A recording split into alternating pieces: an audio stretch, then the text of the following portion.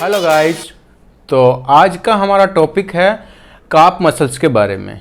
Okay, काफ exercise के बारे में हम डिटेल से डिस्कस करने वाले हैं।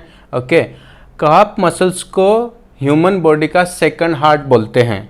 उसका रीज़न क्या है कि जो वीनस रिटर्न ब्लड है वो एक्स्ट्रा ब्लड स्टोर करता है काफ का जो वीनस लाइन है, और ये ग्रेविटी के अगेंस्ट वर्टिकली इतना प्रेशर के साथ में ब्लड को वापस हार्ट की तरफ पहुंचाता है।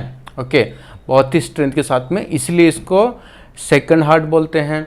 ओके, और ये मसल्स सम पर्टिकुलर मसल्स में से होते हैं, जैसा मैंने लास्ट वीडियो में डिस्कस किया था बाई आर्टिकुलेट मसल्स के बारे में। ओके, जैसा मैंने आर्म्स में बताया था कि ये आपका बाइसेप्स है, बाइसेप्स के अंदर ये बाई आर्टिकुलेट मसल्स है जो दो जॉइंट को क्रॉस करता है, एक आगे वाला एल्बो जॉइंट और एक पीछे वाला आपका शोल्डर का। तो ये बाई आर्टिकुलेट मसल्स के दो फंक्शंस होते हैं। ओके, लेकिन ये एक टाइम पे एक ही तरफ एफिशिएंटली काम करता है। ओके, तो जैसे मैं अगर बाइसेप्स को ऐसा फ्लेक्स कर रहा हूँ तो ये इधर इंगेज है, तो ये यहाँ पे काम नहीं करेगा। ओके, और अगर मैं इसको ऐसा करता हूँ तो अभी इसने शोल्डर का फ्लेक्शन किया है, तो अभी ये यहाँ पे एफिशिएंटली काम नहीं करेगा। तो ये बेसिक मैकेनिज्म होता है। और सेम वही आपके हैमस्ट्रिंग में लास्ट टाइम हमने डिस्कस किया था वीडियो में, हैमस्ट्रिंग के एक्सरसाइज में। तो काफ में भी ऐसा होता है, जो काफ मसल्स है ये वाला बड़ा दो हेड होते हैं इसमें, इसको बोलते हैं गैस्ट्रोनेमियस। ओके, और इसके नीचे एक छोटा मसल होता है सोलियस करके। तो सोलियस मसल्स है इसका, और ये काफ मसल दोनों का कंबाइंड काम रहता है। एक तो ये इसको बोलते हैं प्लांटर फ्लेक्शन। ओके, पैर का ऐसा फ्लेक्शन कराने का। ओके, एंकल का, फुट का। तो जो काफ मसल के नीचे वाला एक छोटा मसल है वो सिंगल आर्टिकुलेट है, वो एक ही जॉइंट को ऐसा क्रॉस किया है, तो ये सिर्फ यहाँ काम करेगा, ऊपर नहीं। लेकिन काफ मसल जो है आपका, ये दो बड़े हेड हैं, ओके, गैस्ट्रोनेमियस वाले, इसके दो फंक्शंस हैं। ये क्या करेगा, घुटने को ऐसा फोल्ड करने में हेल्प करता है, हैमस्ट्रिंग की। ओके, और दूसरा ये आपके ये वाले मूवमेंट को भी काम देता है, ये वाला। ओके, इसको प्लांटर फ्लेक्शन बोलते हैं। तो जब भी आप काफ का एक्सरसाइज करते हैं तो कुछ लोग दोनों वेरिएशंस में से एक चूज करते हैं, या तो सीटेड काफ या तो स्टैंडिंग काफ। ओके, लेकिन दोनों ऑप्शन में नहीं होते हैं, दोनों मैंडेटरी है। आप जब भी लेग्स का वर्कआउट करें अपने शेड्यूल में दोनों काफ्स को रखना है। और पहले ये बड़ा वाला जो स्टैंडिंग काफ, जो बड़ा मसल से इन्वॉल्व होता है गैस्ट्रोनेमियस, पहले ये वाला काफ आपको करना है, फिर उसके बाद में सीटेड वाला। लेकिन दोनों में से एक ऑप्शन चूज नहीं करना है, क्योंकि दोनों में अलग अलग मसल्स काम करते हैं। ओके, और उसका रीजन क्या है, अभी जैसे हम एक उदाहरण से समझते हैं। जैसे मैं सीटेड काफ करता हूँ आपके सामने 5 रिपीटेशन मार के। ओके, मैं इस वेट के साथ कर रहा हूँ, लेकिन जिम में प्रॉपर इसका मशीन होता है सीटेड का, आपको हमेशा मशीन से यूज करना है। ओके, तो देखिए जैसे मैं ये वेट लेके यहाँ बैठा हूँ, इतना सा आपके पैर में घुटने में 90 डिग्री का एंगल हो, इतना सा फोल्ड करना है। ओके, इतना बहुत ज़्यादा सीट पे पीछे नहीं बैठना है आपको मशीन पे जब आप बैठेंगे तो। ओके, ऐसा बैठना है कि आपका 90 डिग्री से भी और अंदर थोड़ा एंगल हो। फिर आप ऐसे ऊपर उठाएंगे, डाउन 1। ओके, तो ब्रीदिंग का जो पॉइंट है वो आपको क्या करना है, ऊपर की तरफ रखना है। ओके, क्योंकि ऊपर ये लास्ट पॉइंट है। अभी नीचे करेंगे तो कैसा है, नीचे पैर और नीचे जा सकता है। आपका जो रेंज है, जैसे मैं आपको यहाँ बताता हूँ, क्योंकि वहाँ पे एक पैड रहता है जिस पर आपका पैर रखा रहेगा, तो ये आपको क्या करना है, पूरा ऊपर फिर नीचे बॉटम तक लेके जाना है। ओके, बॉटम तक लेके जाएंगे तभी आपको इतना सारा रेंज मिलेगा। तो ये वाला कभी भी आप काफ करते हैं ना, फ्लोर पे नहीं करना आपको, क्योंकि यहाँ रेंज कॉम्प्रोमाइज होता है। ओके, तो वहाँ पे एक पैड रहता है, चाहे आप स्टैंडिंग काफ कर रहे हैं, सीटेड काफ कर रहे हैं, तो पैड में पूरा बॉटम में जाता है। तो बॉटम में अगर मैं स्टार्टिंग पॉइंट रखता हूँ तो क्या होएगा, वेट लेके होल्ड किया तो ये और नीचे स्ट्रेच करेगा। ओके, तो मसल का कॉन्ट्रैक्शन लूज हो जाएगा और नीचे जाने की कोशिश करेगा। लेकिन मैं टॉप पे अब इससे ज़्यादा ऊपर नहीं जा सकता हूँ, तो यहाँ आपको होल्ड करके ब्रीदिंग स्विच करना है। ओके, तो सीटेड काफ रहे या स्टैंडिंग काफ, आपका जो स्टार्टिंग पॉइंट है ब्रीदिंग के लिए वो आपको ऊपर रखना है। ओके, तो ये मैं ऐसे एग्जाम्पल के लिए आपको करके बता रहा हूँ डंबल से, लेकिन डंबल से आपको कभी नहीं करना है, क्योंकि काफ मसल जो हैं उनका एडवांटेज है कि वो बहुत ज़्यादा वेट लिफ्ट कर सकते हैं, ऑलमोस्ट स्क्वाट जितना वेट लिफ्ट कर सकते हैं, क्योंकि इसका मैकेनिज्म ऐसा ही है, लीवर का मैकेनिज्म ऐसा है। उस पर भी हम डिस्कस करेंगे कि क्यों ज़्यादा वेट लिफ्ट होता है काफ मसल्स के अंदर। ओके, तो आपको क्या करना है, समझो ये आपका स्टार्टिंग पॉइंट है। ओके, यहाँ पे ब्रीदिंग स्विच करेंगे, नेक को न्यूट्रल रखना है, सामने देखना है, ऐसा खींचना नहीं है। और वो काफ मसल में कुछ लोग जब अंदर घुसते हैं वो मशीन के अंदर, तो पूरा ऐसे नीचे काफ को ही देखते रहते हैं, तो इसमें क्या नेक पे स्ट्रेच आता है अननेसेसरी। नेक को न्यूट्रल रखना है। ओके, तो नेक न्यूट्रल, ये टॉप पोजीशन आपका ब्रीदिंग का स्टार्टिंग पोजीशन है। श्वास लेंगे, फुल डाउन एंड अप,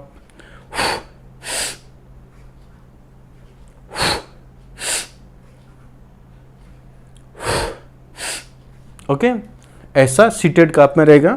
तो ये तो मैंने आपको ऐसे ही एग्जाम्पल के लिए बताया है, लेकिन आपको मशीन पे करना है। और वो जो पैड रखेंगे उसको ऐसा रखिए कि जहाँ पे आपने पैड रखा है मशीन का, वो और आपका एंकल जॉइंट है ये एक लाइन में आए, ताकि आपको अननेसेसरी स्ट्रेस नहीं आएगा उस पर। तो ये हो गया अपना काफ मसल का सीटेड वाला वेरिएशन। स्टैंडिंग में भी आप करते हैं, तो या तो उधर ये मशीन रहता है स्मिथ मशीन स्क्वाट वाला, जिस पे ज़्यादातर लोग स्क्वाट भी करते हैं, उसको यूज कर सकते हैं अगर जिम में स्टैंडिंग काफ मशीन नहीं है तो। ओके, कुछ लोग लेग प्रेस मशीन होता है इस एंगल 45 डिग्री एंगल वाला लेग प्रेस मशीन होता है, उस पर भी करते हैं, लेकिन वो इतना इफेक्टिव नहीं होता है, क्योंकि उसका एंगल ऐसा है कि अगर आपने समझो 100 kg वेट डाला, 100 किलो वेट डाला, तो वो एक्चुअल में 100 काउंट नहीं होगा, क्योंकि उसका एंगल ऐसा है।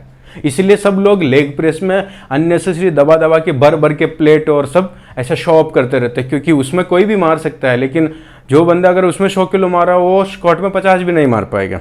तो उसका रीज़न क्या है, उसका मैकेनिज्म ऐसा कि उस एंगल पे आप ज़्यादा वेट डाल सकते हैं, लेकिन वो इतना इफेक्टिव नहीं होता। तो आपको लेग प्रेस मशीन अवॉइड करना है, स्पेशली ये वाला काफ करने के लिए।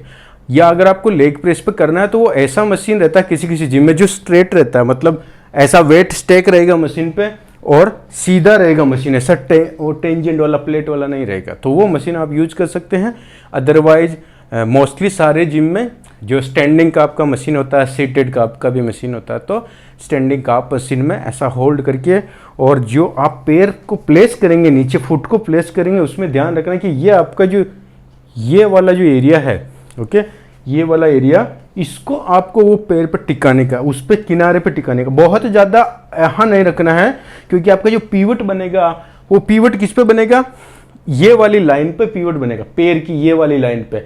अगर आपने सिर्फ आगे वाला फिंगर टच कराया तो, क्योंकि फिंगर पे तो मूवमेंट होता है, बहुत सेंसिटिव होता है, तो आपको यहाँ पेन होएगा। तो आपको क्या करना है, ये वाला एरिया टिकाना, और बहुत ज़्यादा ये जो कर्व है, ये वाला कर्व है, इस कर्व को बाहर रखना है, क्योंकि कर्व की वजह से ही तो आपका वो पीवट बन रहा है, वो मूवमेंट बन रहा है।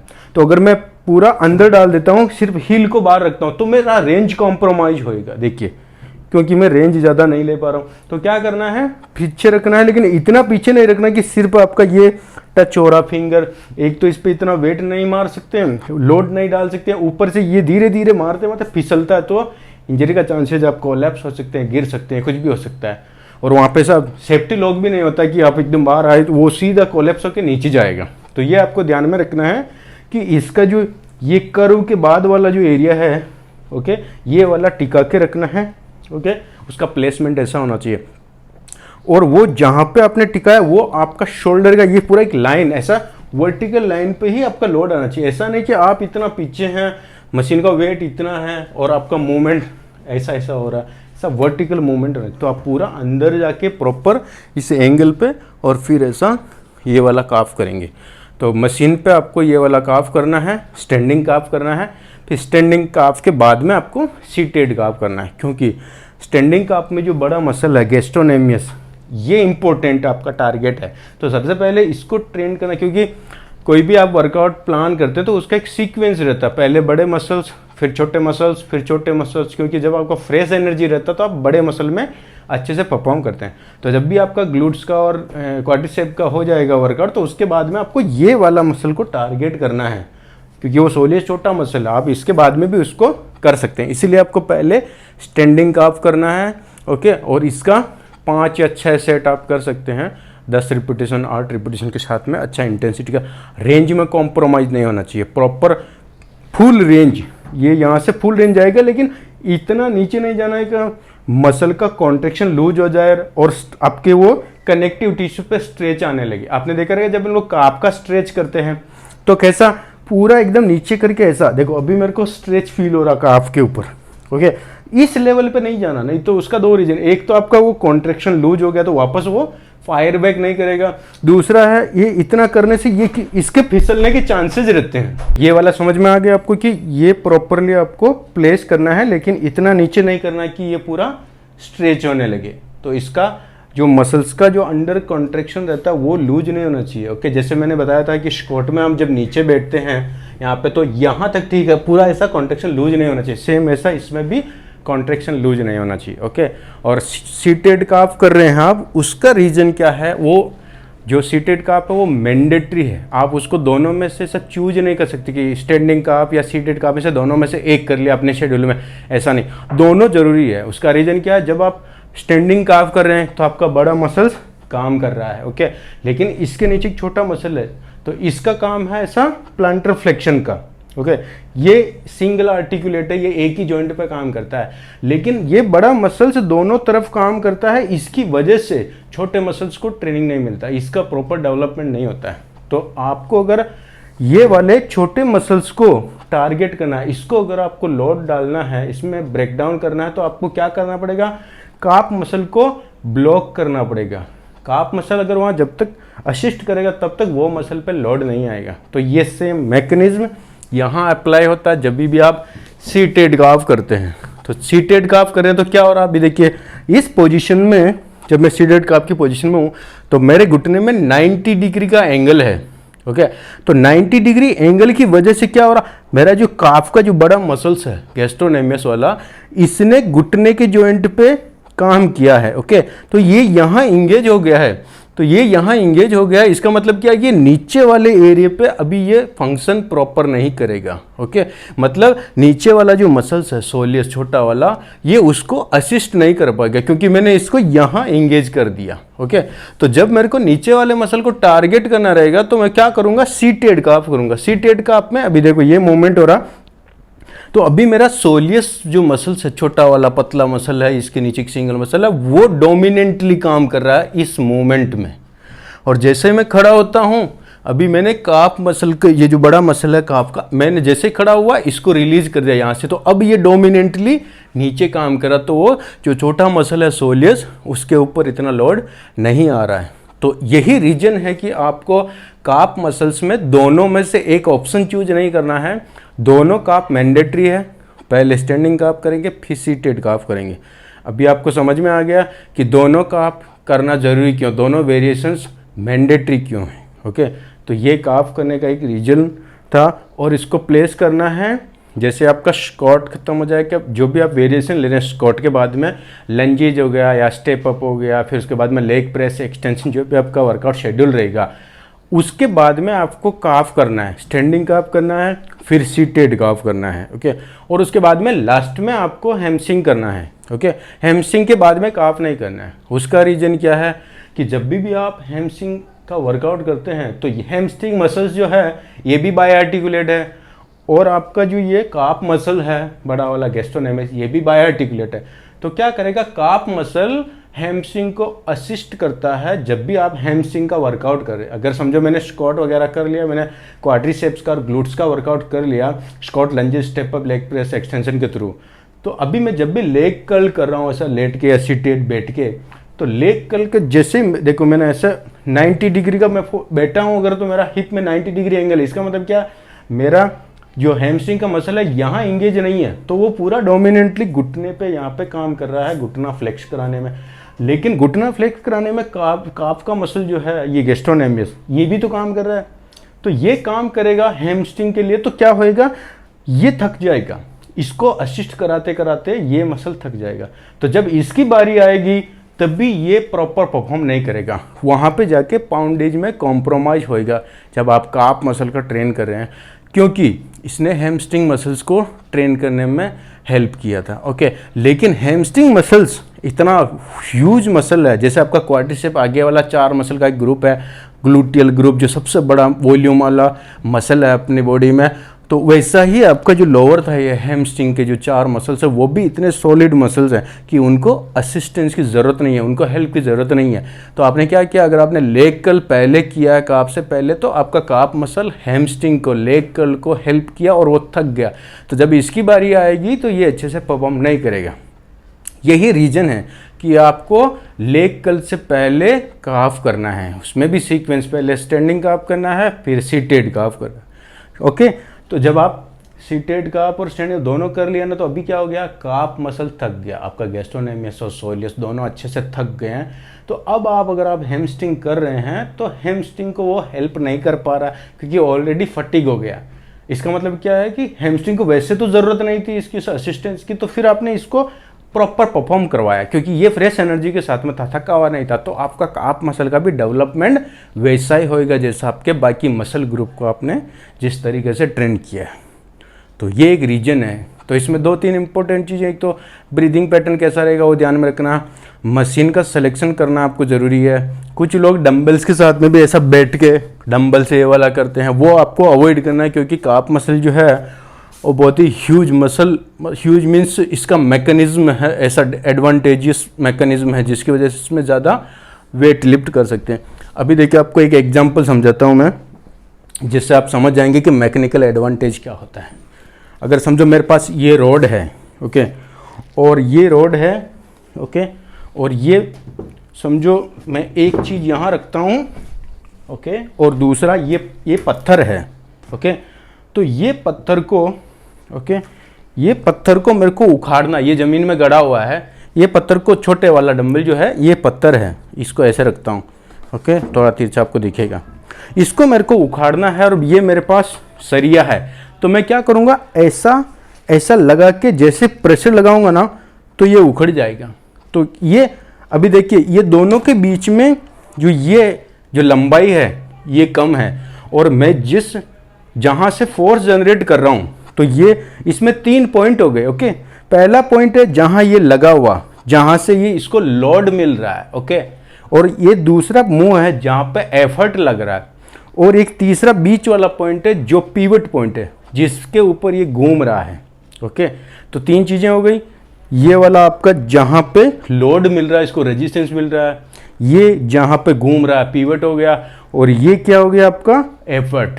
तो अभी इसमें क्या, अगर मैं आपका जहाँ पे भी रेजिस्टेंस और पिवट के बीच का डिस्टेंस कम रहेगा कंपेयर टू पिवट और एफर्ट, तो ये जितना लंबा रहेगा, ये वाला लाइन जितना लंबा रहेगा उतना ही ज़्यादा वेट आप लिफ्ट कर सकते हैं, ज़्यादा फोर्स जनरेट कर सकते हैं। तो देखो अगर ये सरिया है और मैं इसको ऐसे करके उखाड़ने की कोशिश करता हूँ तो मैं इजी से इस पत्थर को उखाड़ सकता हूँ, ओके। लेकिन आप सोचिए कि ये पत्थर इतना दूर है, ओके, और यहाँ पे मैं इसको ऐसे रखता हूँ, अभी मेरे को उखाड़ना है, लेकिन यह देखिए ये रेजिस्टेंस हो गया, ये पिवट हो गया, ये मेरा एफर्ट वाला एरिया हो गया। तो मैं अगर यहाँ से जोर लगाता हूँ तो मैं उतना फोर्स जनरेट नहीं कर पा रहा हूँ। क्यों? क्योंकि ये आपका जो रेजिस्टेंस है और ये जो पिवट है इसके बीच का जो लंबाई है ये ज़्यादा हो गया, और इस पिवट से लेके मैं जहाँ एफर्ट लगा रहा हूँ ये लंबाई जो कम हो गया। तो ये एक मैकेनिकल एडवांटेज, इसको बोलते हैं लीवर मैकेनिज्म, हमारी बॉडी में ऐसा था। तो जिस जॉइंट पे इसका एडवांटेज रहेगा वहाँ आप ज़्यादा वेट लिफ्ट कर सकते हैं।